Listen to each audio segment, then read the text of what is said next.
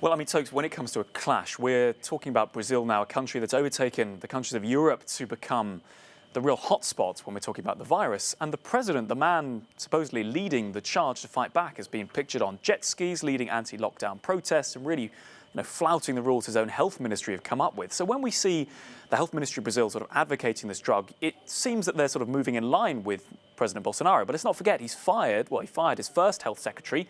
The second one resigned within a month. That's all within the context of this virus. So Bolsonaro really has been at odds with the health advice. And in fact, in Brazil, patients are being advised to sign these waivers. If I can just bring you what the president himself has been saying about the virus, it gives you a sense of the tone he's striking. Are people dying? Oh, yes. And I feel for them. I feel for them. But there will be more people dying, many, many more, if the economy is destroyed by these lockdown measures imposed by governors.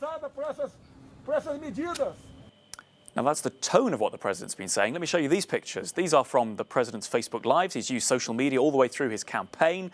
The pictures I think we can bring up for you now. Here we are. This is showing him greeting a crowd of supporters. These are protesters against the lockdowns being imposed by state governors. Here he is greeting a small child. He then lifts that child up onto his shoulders.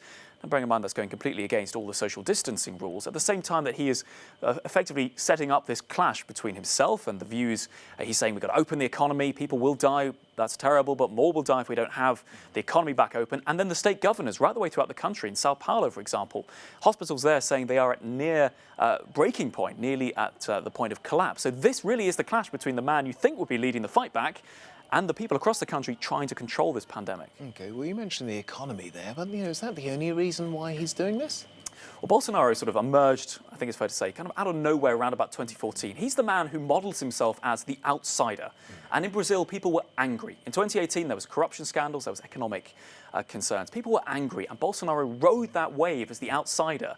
Now, he's been nicknamed the Trump of the tropics. That's the nickname he's got. And he plays to that. He's often seen brandishing the American flag as well, very much modelling himself on this. So for his supporters, the fact he's going against the politicians is almost part of his appeal. So experts are saying that what Bolsonaro is doing here is playing to his support base, playing to them. Certainly at a time we know he's got a lot of other domestic policy concerns. But of course, one of his central pledges, Tokes, was to bring the economy back. And now these lockdowns, of course, are going to damage that economy. Now, the doctors are saying that's essential. But for Bolsonaro, what a lot of people are saying he's doing is setting up this conflict. So afterwards, he can say, well, I wanted to protect your jobs. I wanted you back at work. It was the governors, the health officials who stopped that. And so many people are saying he's playing really to his base when it comes to this virus. Indeed, well, it's a fascinating story of what's happening there in South America, and we look forward to seeing that episode of Culture Clash. Tonight on our Facebook page. Brilliant. Alex, thanks for joining me. Thank you, Tokes. Well, time for us to take a break here on Euronews Tonight.